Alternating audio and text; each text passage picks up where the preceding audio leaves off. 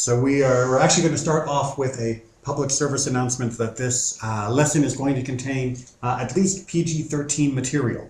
And so for those who are watching this on YouTube, you may want to watch it through first before you decide to watch it with your children. I don't think that there's anything in here that you can't watch with mature children and with good discussion, but you may want to view it first. We are now in Parashat Chayei Sarah. Chayei Sarah. Chayei Sarah, the life of Sarah, which of course deals with the death of Sarah, and is going to deal in the bulk of the center of the Torah portion with the replacement of Sarah, metaphorically speaking, emotionally speaking. That is to say, with the betrothal between Isaac and Rebekah. Right? Sound good? Weddings are always a happy time, yes? Yes. Yes? Okay. Let's see if we can do a little math. Right? How old is Sarah when she dies? 127. Okay. How old was Sarah when she gave birth to Isaac? 9. Very good. 90. So she's 127 when she dies. She gave birth to Isaac when he was 90. When she was 90. How old was Isaac at the Akedah? 37. According to one read, of course, we'll see that there are alternative ways of looking at that. Because the Akedah, the binding of Isaac, happens immediately prior, at the very end of the parasha that we just finished for last week, and the death of Sarah happens at the very beginning of this parasha, the Midrash does the math quite directly and says 127 minus 90 means that at the Akedah, Isaac would have been 37 years old. Not exactly like a boy. Not exactly the way it's often painted in children's books, where Isaac is seen as being, knee-high to the grasshopper, a boy of 8 or 9 years old, being led up the hill by his father, and holding his hand, and the paternal image. But if you do the math following this midrash, you come to the conclusion that Isaac would have had to have been 37 years old at the Akedah. And so when his father Abraham was putting him on top of the wood of the altar, it's not like he was carrying a child. I mean, he was carrying a middle-aged man. And he was an old man. And he was an old man, and plonking him on top of the altar. But that's not the most controversial part of this calculation, because at 37 years old would have been Isaac's age at the time of the Akedah. How old would, following the same line of logic, would Rebekah have been? If we're doing our math based upon the death of Sarah and Chayei Sarah, and the known time how old she was when she gave birth to Isaac, and therefore at the Akedah, because that juxtaposes with the death of Sarah, he must have been 37. What else is juxtaposed with the Akedah and the death of Sarah? What has to do with Rebekah? The birth of Rebekah. So we have Isaac as a strapping 37-year-old man being put on the altar, and we have Rebekah being just born, 0 years old, so to speak. Which means that Isaac is how much older than Rebekah? 37 years older than his future bride. Sound good? Well, 438. what's that? 438. Well, give or take what month they were born in and all of that. Yes, 37 to 38, give or take a few months.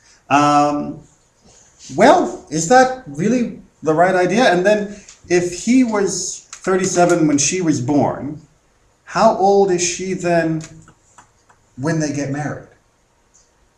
Anywhere from 15 up. Anywhere from 15 up? Would it surprise you to know that the Midrash actually says she was 3? No wonder they were promised. She's promised. When she goes with Eliezer and goes back with him to the land of Canaan and takes his mother's place, as it says, according to a Midrash, the dominant Midrash that's quoted, as we're going to see, she was 3 years old. Okay? She was drawing water for Bear that in mind as we are about to read the section that deals with what's happening between her and Eliezer and who she was and what she's doing and how she's talking and how she's interacting. Try to picture her as 3 and also try to picture her as perhaps somewhat older. But bear in mind that the dominant midrash that gets quoted by Rashi, and as we're going to see by many others, holds that Rebecca would have been 3 years old during the events that we are about to read. Okay? Oh, well, not okay, but do you understand? Okay, so we're going to go ahead and start in chapter 24, which is on page 132 in the Eitz Chaim. But it's chapter 4, and we're going to start with verse 10. So page 132. And this is picking up with the servant of Abraham arriving at his destination and getting ready to try and find a bride for Isaac. Okay? If you want to go back and check with the archives, which by the way I'm slowly getting up on YouTube as well of previous years. Last year we talked about the year before last we talked about the whole conditional test thing of the servant's prayer, that it should be answered in a particular way and whether that was appropriate or inappropriate. So we're going to sort of move past that this year, and once that gets up on YouTube, you can check out our discussions from previous times.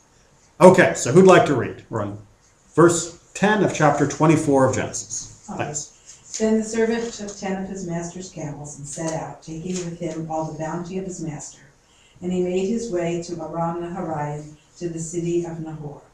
He made the camels kneel down by the well outside the city at evening time, the time when women come out to draw water.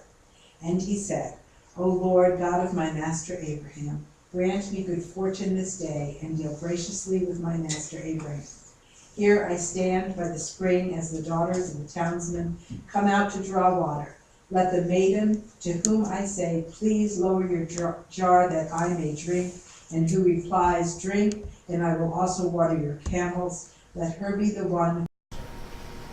He had scarcely finished speaking when Rebekah, who was born to Bethuel, the son of Milcah, the wife of Abraham's brother Nahor, came out with her jar on her shoulder. The maiden was very beautiful, a virgin whom no man had known. She went down to the spring, filled her jar, and came up. All right, we'll pause there. So we have the servant arriving. He makes his prayer, and out comes Rebecca, and she is one of these water drawers, one of the people who comes out, one of the ladies apparently, who has the job of coming out to draw the water. Make sense? And how is she described? Very beautiful. She is beautiful and A virgin that no one has known. and that no one has known. And we'll be discussing this as well. But again, if we are dealing with the age of 3, That's a pretty good guess. that she is pretty, and we're just going to abbreviate this as unknown for that second half of that sentence. It also says she's a maiden. Does that play into That's the word. That's the word for virgin. Well, it says it twice. No. So the word that gets used there, yes, that you were talking about, is the word that can get, unfortunately, real confused in Hebrew to English, is actually the Hebrew word na'ara, which is the Hebrew form, or the feminine form of na'ar, which means a young person. Which in English is often used as the word maiden, even though maiden also has a physical, technical definition which goes along with the word virgin. Whereas the Hebrew word na'ara has no legal standing with regards to the intactness of the hymen. Remember we said at the beginning this is a PG-13 class. So yes, the fourth category or fourth descriptor of her as being a na'ara will become important as we go on. And you also know her lineage, And we also know her lineage, which is being the daughter of. Betuel, exactly, yes. Who was the son of Milcah, whatever, and so forth. Which is letting us know what we had learned at the very end of the previous parasha, that this is indeed exactly the right girl that Isaac should marry because she comes from exactly the family that Abraham was hoping that a daughter or a woman could be found to marry his son. Right? Okay. So, do we call 3-year-olds pretty? Beautiful. Yes. Cute. All of them are beautiful, okay? But would we then use it as a limiting term? That is to say, these other terms here are, some women are virgin, some women are not. Some women have been known by men and some women have not. So, if pretty is a defining characteristic of simply being 3, would we then use it as a descriptive term? In other words, do you go around saying water is wet? If it is a property of being 3, would you add it in a descriptive sentence? Isn't the phrase a cute 3-year-old redundant? And the Torah, we generally at least believe, tries not to be redundant. So pretty becomes a little bit problematic. What about virgin? At 3, you would expect that. At 3 you would expect it, and in fact, halachically, at 3 you would require it. A child who is under 3 cannot be, we don't really have good English for this, could not be de-virginified. Even if she lost her hymen. That is to say, even if the hymen was not intact, if it happened before she was 3, she was not considered to have stopped being a virgin. Even if it was from sexual congress, as opposed to other forms that are also discussed in halakha. Horseback riding. What's that? Like horseback riding as a classic example, or the technical phrase is mukat eitz, a blow from wood. If somehow something happened that caused a break of the hymen that was other than sexual congress. But even if it was in sexual congress, if it happened when the child is 3 or younger, it doesn't count as her no longer being a virgin. And in fact, this is a bit of a problem with this midrash, because if she is 3 by this count, then calling her a virgin is an entirely unnecessary and redundant statement, because it's impossible to have lost that status at that age. So we got a little bit of a problem there. Having not known a man, well, I mean, technically, as we're going to see, that could be a useful statement. I mean, because if apparently you couldn't lose your virginity, then you haven't said anything about whether the person's been with a man. Right? If your virginity is off the table, so to speak, then you need another measure of the innocence of a person. And therefore the phrasing of having not known a man might be helpful in that circumstance. Na'ara, on the other hand, poses another problem. Because na'ara rabbinically, that is to say the way the rabbis use the term consistently throughout the text, implies a girl who is what we might call in English, a lass. Not a small girl, but a girl that has reached the almost childbearing age. Somewhere in 12, 11, 13, 14, right in that zone. It's a little bit more complicated than that, but for the purposes of our discussion today, that'll be sufficient. So, Does it mean that before puberty? Or that doesn't enter into it? it's right at that window of puberty. But everybody agrees a 3-year-old would be a ketanah, would be a little person. Not meaning little people, but a child, of a true prepubescent child. And so calling her 3 and also a na'ara simultaneously is a bit problematic. How old did you imagine Rebecca was when you first read this story? She's old enough to draw water. I didn't think a 3-year-old would be bringing much water either. I thought that she was, a late teen. So a late teen might be a possibility. Someone strong enough to draw water. Yeah, I was just saying, wouldn't it be child neglect to send a 3-year-old? Yes, definitely. Well, certainly nowadays it would in this country. However, I have to tell you, in doing research for and preparing for this parashat discussion, it is not unprecedented in the modern world as it is, well, in places outside the modern world where people do still draw water, to send 3-year-olds to get water. Now, are they carrying giant urns of water? No, but to carry a bucket, to go down to the well, carry a bucket and come back, because that's your job as a 3-year-old, and the older children or members of the family have more complicated jobs. You can search the internet and find plenty of developing nations, and you'll find pictures of 3-year-olds carrying buckets of water. I actually saw some little boys that probably 4 or 5 years old with a gallon jug in each hand, Mm-hmm. and they were said, well, there's running water. It was running up the hill. And that, going back to Na'ara, when I read last week, I had Na'ar in terms of talking about Ishmael, so that would put Well- him also like 13, 14. Correct. As a technical term, and again, there are different questions of exactly when the expulsion of Hagar and Ishmael took place in the life cycle of Ishmael and Abraham, because after all, if they were expelled long after the circumcision, then he would have been rather old to have been put under his mother's shoulders. Right. On the other hand, if he was circumcised at 13, which that chronology does seem quite clear, then then when did he get expelled? Did he get expelled and then came back for the circumcision? Which actually is one of the midrashim, is that Ishmael returned to be circumcised. That he was not circumcised before the expulsion, but was circumcised after. I know that in terms of the order of the chapters, that it doesn't come in that order, but there is a But it principle. says it's after the party is, the event that causes the expulsion is seeing them at the party for weaning Isaac, which would make Isaac about 2 or 3. Correct. Which, I mean, So that that would be 15, 16. it would potentially, yes, potentially.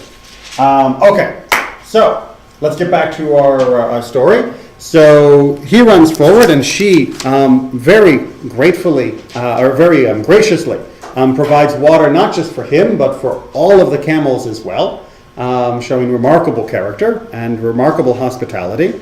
And he's sitting there going, "Wow, this is amazing." She runs off. She tells the family, and they decide to invite him in. Yes, you're all following the story so far? I can't remember the exact amount, but a camel can drink a lot of water. A camel can drink an awful lot of water. That's one of their strengths, is they can drink and they can sort of live off that water for quite a while. So again, it might be stretching our sense of credulity if we imagine a 3-year-old running and watering all of these camels. On the other hand, in a different culture and a different time, that may have been a perfectly reasonable behavior for a 3-year-old. But 3-year-olds love animals, puppies and camels, whatever. Well, our I can 3-year-olds see her- do. Yours don't? No, I said our 3-year-olds do in the modern world. A 3-year-old who grows up around animals and sees them as products and as food that just happens to still be walking around may have a slightly different attitude towards animals. They may not have been socialized to think of every animal as cute. And certainly camels, even for those of us who have been socialized to think of them as cute, are on the edge of what could be cute. Especially after having walked across, the whole chunk of the Middle East to get to your house. Can't imagine the camels were looking well groomed at that point. After all, they were thirsty, so they had been definitely working. Okay, so he decides to propose that this be arranged then as a marriage, right? Okay, so if we turn to page 136 and go down to verse 50 at the bottom, we have Laban and Bethuel answering his request that this girl come back to marry Isaac. All right, so want to go ahead and keep reading for us? At 50? At 50, yes. Then Laban and Bethuel answered, "The matter was decreed by the Lord. We cannot speak to you bad or good. Here is Rebekah before you. Take her and go, and let her be a wife to your master's son, as the Lord has spoken." When Abraham's servant heard their words, he bowed low to the ground before the Lord. The servant brought out objects of silver and gold and garments and gave them to Rebekah, and he gave presents to her brother and her mother. Then he and the men with him ate and drank, and they spent the night. When they arose next morning, he said, "Give me leave to go to my master." But her brother and her mother said, "Let the maiden remain with us some 10 days, then you may go." He said to them, "Do not delay me, now that the Lord has made my errand successful. Give me leave that I may go to my master." And they said, "Let us call the girl and ask for her reply." They called Rebekah and said to her, "Will you go with this man?" And she said, "I will." Okay. A 3-year-old? A 3-year-old. Okay. So one question might be, they're asking the 3-year-old whether she wants to go. I mean, do we expect 3-year-olds to make a decision such as this? But before we answer that question, what is the decision that she's being asked to make? To stay or to go. To go now or to delay 10 days. Okay. Lots of different questions potentially here. One question is, she's trying to decide whether she wants to go and get married. Right? On the other hand, she may merely be given the decision of whether she wants to go now or stay for more of the party. Does that make sense? Because the decision of whether or not she's going to get married, we could read the text as saying that that's already been decided. That all they're arguing about now is how long the party lasts. And that they're giving her the choice of cutting her celebration short. That is to say, if she wants to stay and celebrate with her family, then it would be her right to stay and celebrate with her family. On the other hand, Rashi, when he interprets this verse, goes for the big question, which is they are asking her, do you want to get married or not? And indeed in the Talmud there's a very explicit principle that children cannot be married against their will. That a daughter as well as a son have the right to refuse any match that was arranged for them by their parents. And this verse is where Rashi cites that ruling. And yes, I know that does kind of ruin Fiddler on the Roof, but we should understand that in many cultures, many Jewish cultures and communities throughout time, that even though the law was a person had the right to refuse, very often that right was not explicitly granted, so to speak. So that people felt that there was an obligation, even though halakha said that there was the right to refuse. Does that make sense, the distinction there? Okay. But does this have a different connotation when it says that the Lord has spoken that this happens? Well, certainly there's a major connotation that Laban and Bethuel seem to be acknowledging that God has somehow arranged for all of this to take place. That the fact that the servant was at the well at exactly the right time to meet Rebekah coming out, and that it worked out to be a perfect arrangement, despite the differences in ages that we've discussed, they seem to be saying we agree with the basic principle that that these two should get married. So where does volition come into it on the part of the child or anybody else? It sounds as though it's God has spoken. It sounds as though it's a done deal anyway. Well, Laban and Bethuel are welcome to say this is something we believe that God has decreed. But at least later Jewish law would say quite clearly, no matter how much you think God may have arranged this marriage, the people who are actually going to stand under the chuppah have the right to say, no, I disagree. Laban and Bethuel are not considered to be righteous prophets, and therefore their description of events as having been divinely ordained is not considered a binding contract on anyone. It could simply be a bargaining tool to say, oh, well, clearly God has arranged this, therefore we can extort more out of you, because you now know that this is the one God wants for your master, and therefore you're going to have to convince us even more to let her go. We certainly know from Laban's treatment of Jacob in the next parsha, not the next parsha, but following, that Laban is the kind of guy that would take advantage of a situation. So his apparent piety at ascribing the events to God may be nothing more than a crass commercial transaction trick. Perhaps. There's a clue here on verse 59 about her age, because it says, So they sent off their sister Rebecca and her nurse, Mm-hmm. along with the Abraham servant and his men. Now, why would she have a nurse if she was older?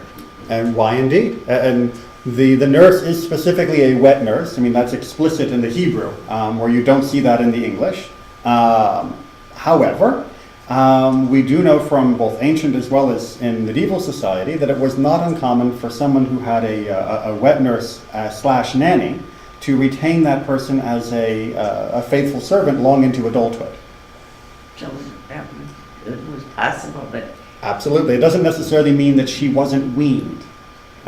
She could have already been advanced into her teens or later, and she would still keep the nurse with her. And in fact, we know that later we actually are told about when her nurse dies. So the idea that the nurse was a member of the family more than just someone who provided milk seems to be pretty clear. Yeah, Juliet's maidservant was called a nurse too, in Romeo and Juliet. Very good. From Romeo and Juliet. Proof from It's Shakespeare. not in here. The holy Shakespeare. Just curious, where was this nurse when she was at the well by herself? You mean, why? And that is a very good question from modern sensibilities about modesty. Why would a young unmarried girl be allowed to go out to the well anyway, when we know the wells can be dangerous places, as we find with the story of Zipporah explicitly? And that's a very good question. But of course, if she was a little bit older and able to take care of herself, maybe that would be a little bit more understandable, or maybe the well in this area was considered a perfectly safe location. But whatever the case may be, she may be young enough to have a wet nurse, or she may be old enough that her wet nurse has become merely her maidservant. It's not a slam dunk in that particular case, but it's a very good reading. Okay, any other questions, comments, or observations to this point? Okay, let's go ahead then and take a look at a couple different ways of understanding what we are reading. Both her description as well as the timeline. And see whether we have to hold her as a 13-year-old, or sorry, have to hold her as a 3-year-old or not. I hope we have enough copies. I've got quite a good showing today. Sorry, we're late. It's okay. It's appreciated that you came. How are we doing? Do we have just enough? Look at that. With one spare. Just go ahead and set it on the table there. That's fine. Okay. So who would like to read like I said, our PG-13 section here from the Midrash? Please. Try not to blush. I'm past that, Rabbi.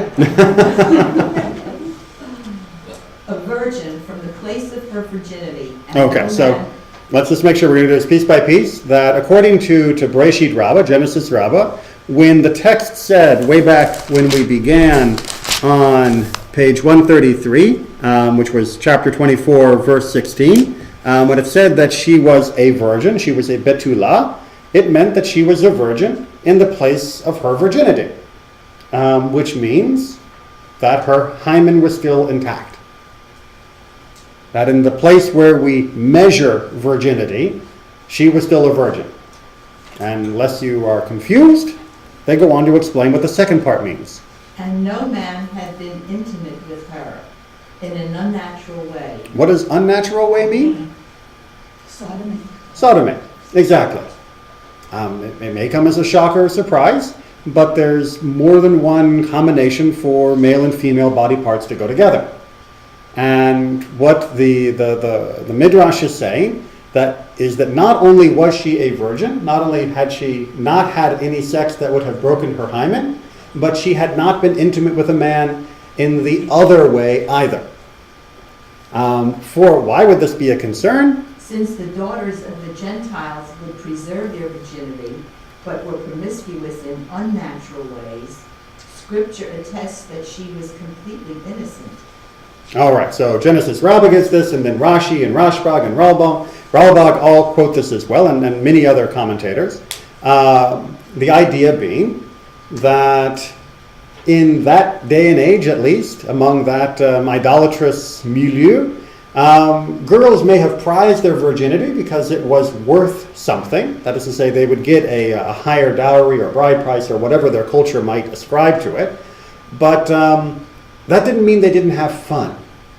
They found other ways to be promiscuous that would still leave their virginity, the technical sense of whether or not their hymen was intact, preserved so that they could fetch a higher price.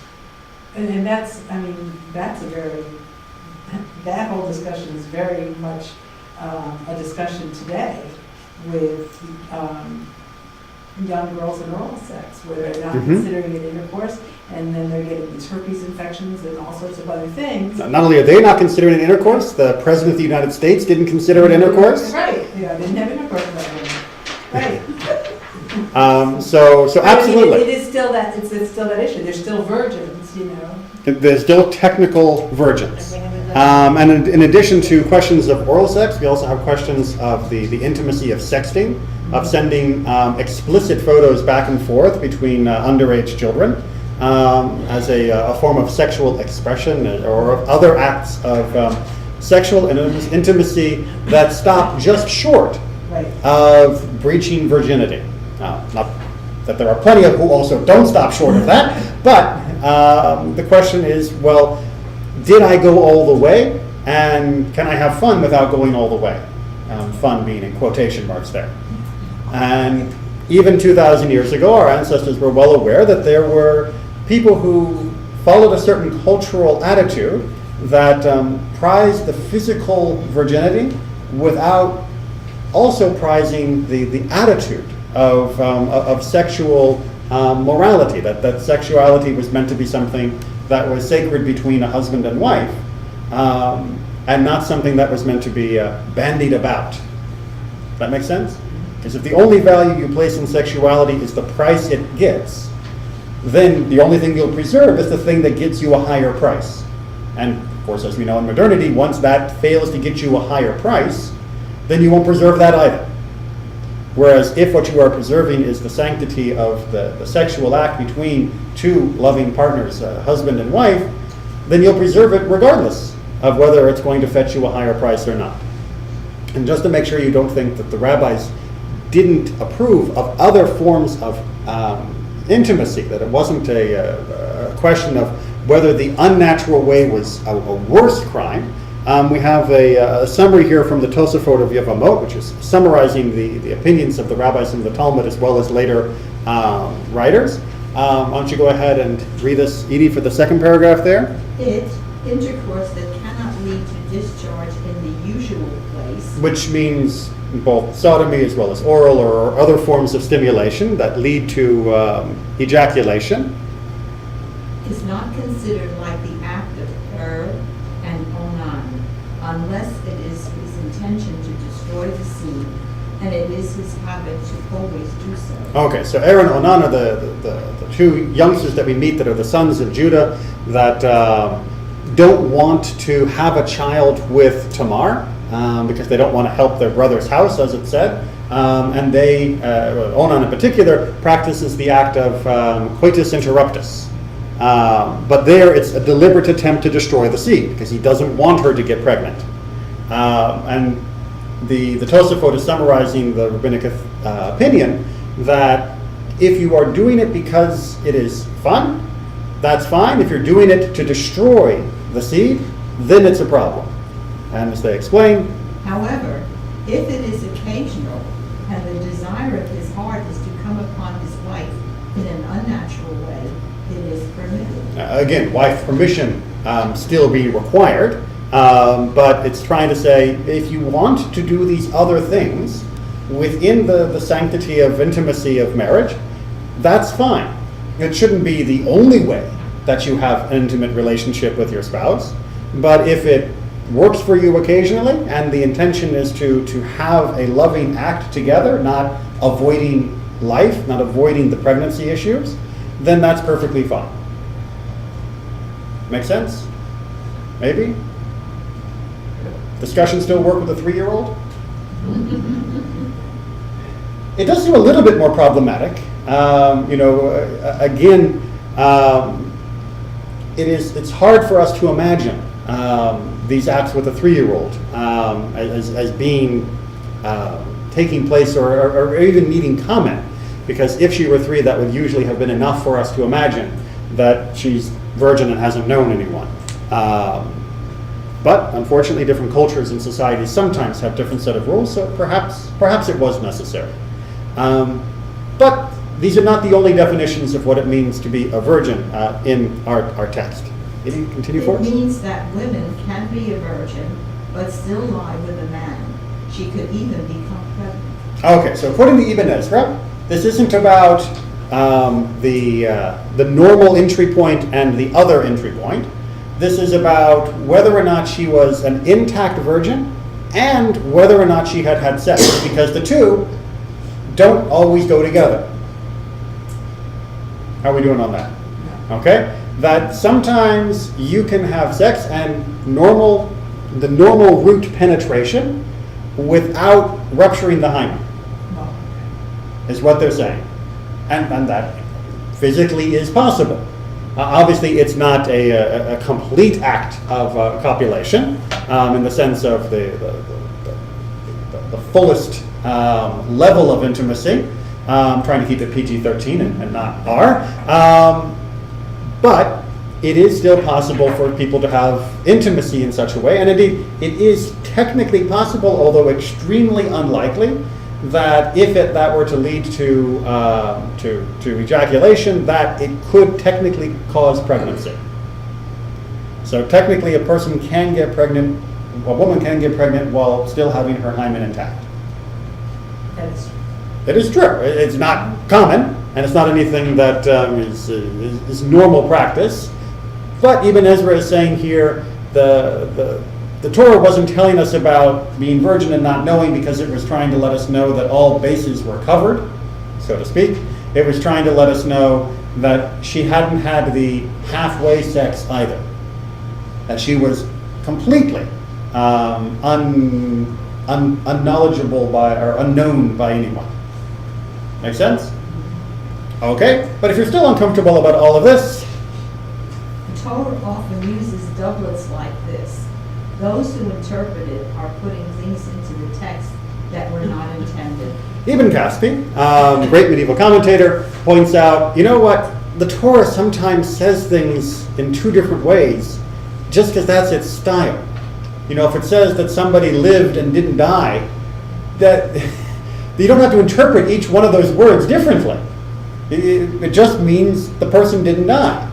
And if it says that she's a virgin and hasn't known any man, it means the same thing as if it had just said she's a virgin. It's merely a poetic style. It may not be the exact poetic style we use in modern conversation, but that doesn't take away from its poetic style, and we don't have to dig into each word looking for nuances that could lead us to conclusions that weren't intended by the text. But isn't Ibn Kaspi in contradiction to many other Torah scholars who say that every word in the Torah is important, otherwise it wouldn't be there? Well, the Torah scholars all agree that every word is important except when they aren't. So Ibn Kaspi is explicitly stating what is implicit in many other midrashim, by many other mafarshim, many other commentators as well, which is not every word of the Torah gets dissected with this level of specificity. And so the fact that it isn't is license to say that wherever we believe we have a true Masorah, true tradition, that this is the intended meaning, then we split the words here, but wherever we don't read things into it. Does that make sense? But yes, Ibn Kaspi more radically than just saying that sometimes the Torah is just being poetic, is actually saying in this specific instance, the Torah is just being poetic despite the fact that the Midrash says, oh no, it isn't being poetic, it's talking about different forms of intercourse. So when they arrived at this age of 3, were They were using hard evidence, or was this just a Okay. educational guess? Whatever we're going to say about the physical acts that Rivka may or may not have done at this age, or what the Torah is trying to teach us, let's come back to the age. Okay? That's where we started, and that's where we're going to finish off. How did the rabbis get the midrash to this idea of her being 3? Okay? And want to go ahead and read for us the bottom paragraph? It says, for when Abraham came down from Mount Moriah, he was informed that Rebekah had been born. That we know, right? Because it says explicitly that right after he got to Beersheba, after the almost sacrifice of Isaac, after the Akedah, that he was informed that Rebekah was born. Isaac was then 37 years old, for at that time Sarah died. And from the time that Isaac was born until the binding, when Sarah died, were 37 years old, for she was 90 years old when Isaac was born, and 127 when she died. Okay. All right, so if you want to look at the math together, you can look on the back. We got a little math chart. We're on the top chart here.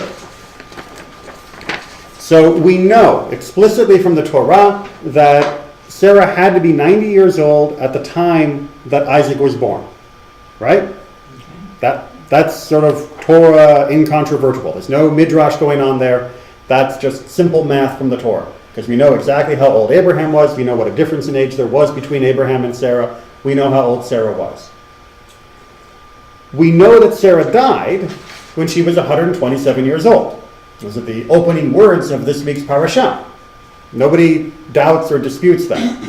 What this midrash is doing is saying the Akedah, the almost sacrifice of Isaac, and its related announcement of the birth of Rebekah, because they come immediately prior to the announcement of the death of Sarah, must have happened at pretty much the same time. And indeed, there are midrashim that explicitly say that Sarah died when she had mistakenly heard that Isaac was actually killed.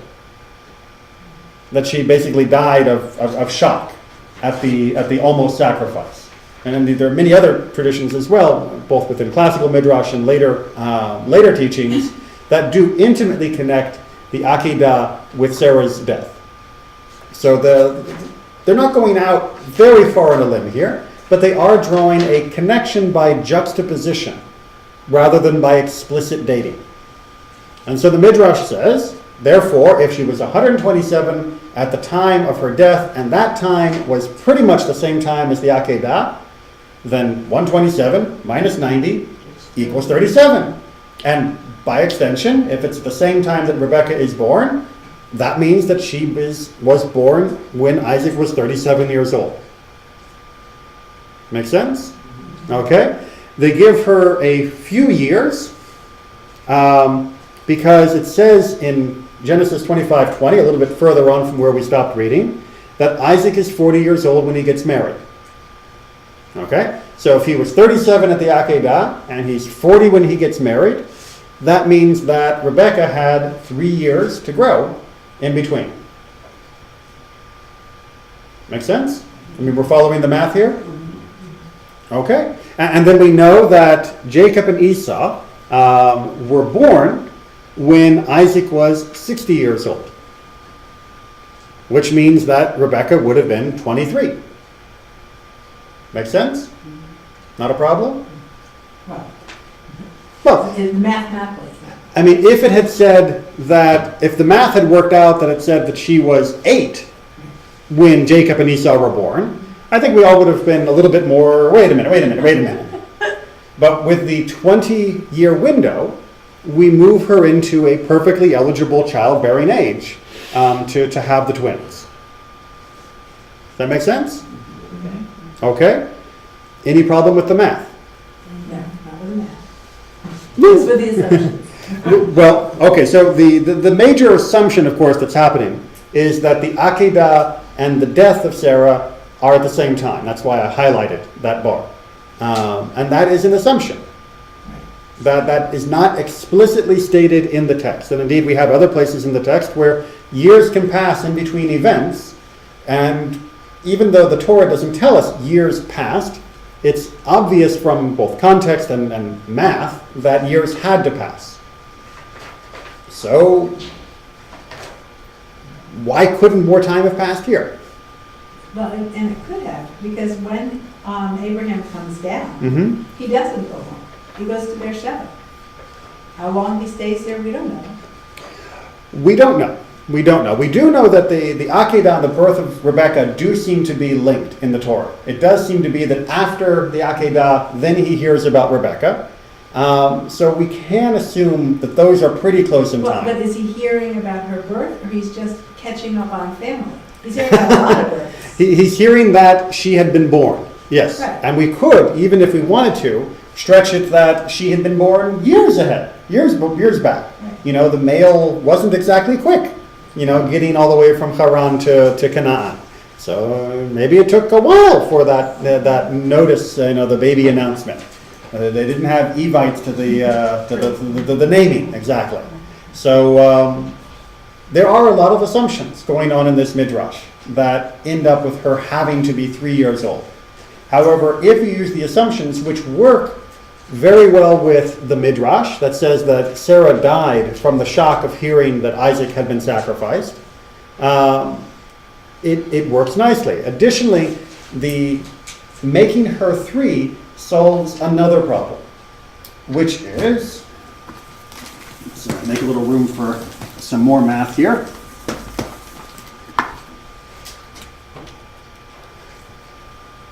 According to Jewish law, if a couple are together and they remain childless after the normal forms of attempts to have children, how long do they give it before they start looking for a divorce and marrying other people so that they can have children, because there must be something wrong with their particular interaction biologically?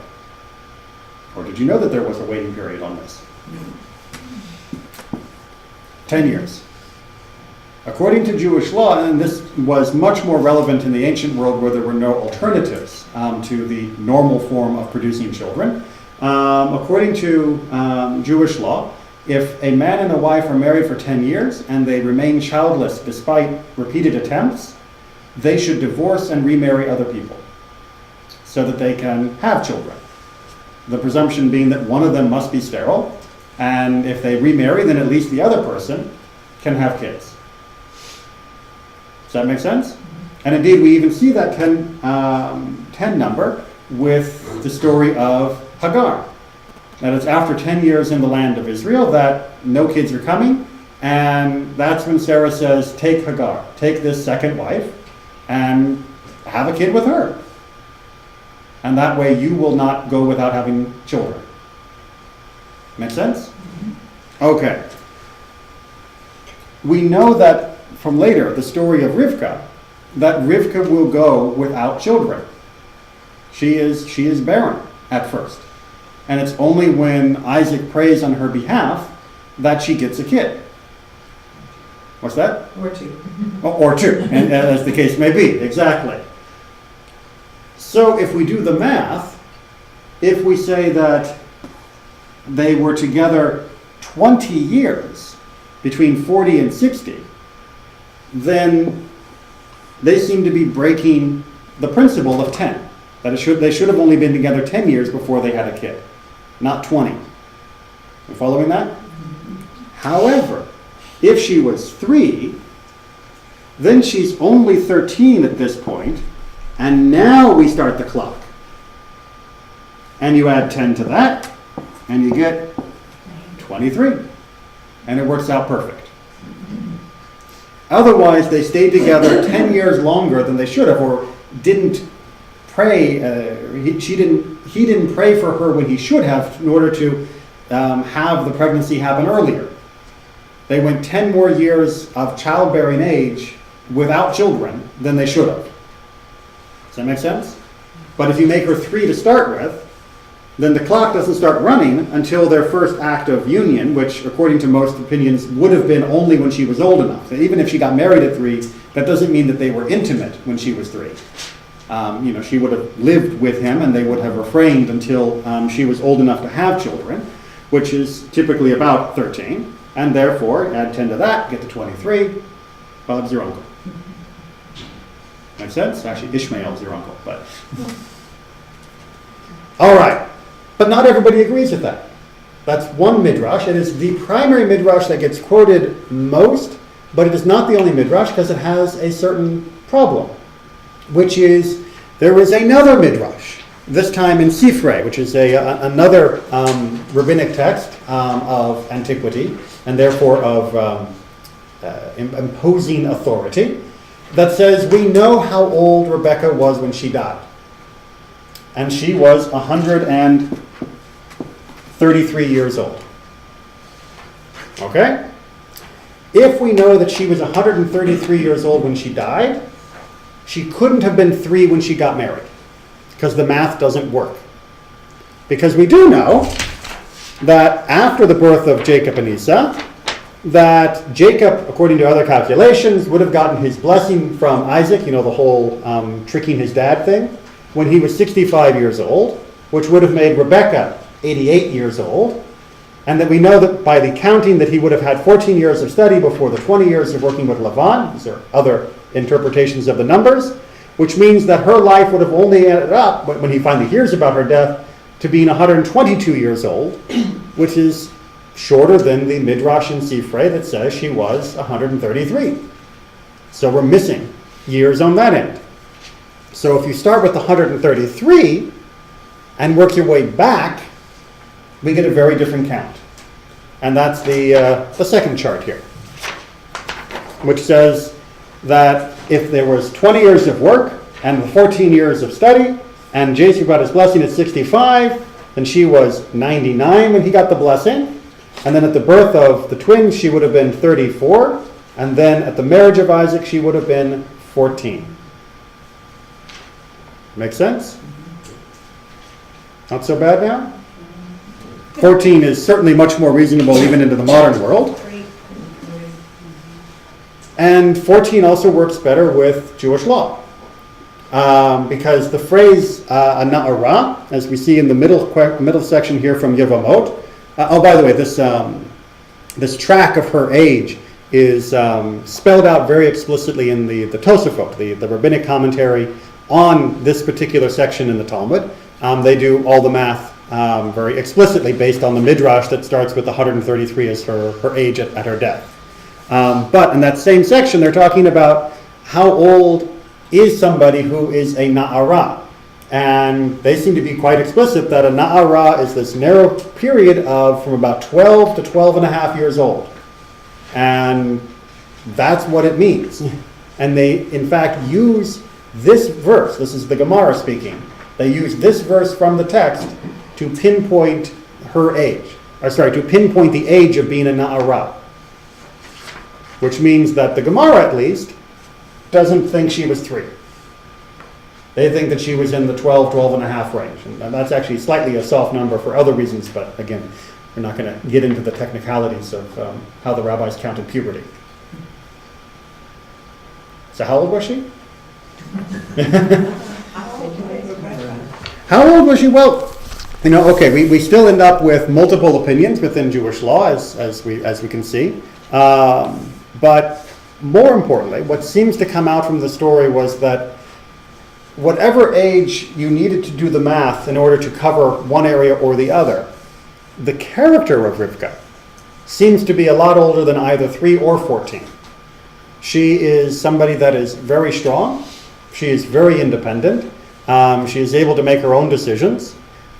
She already knows the acts of kindness and graciousness, almost on an instinctual level, the way she seems to be just motivated to help the stranger at the well without any prompting whatsoever.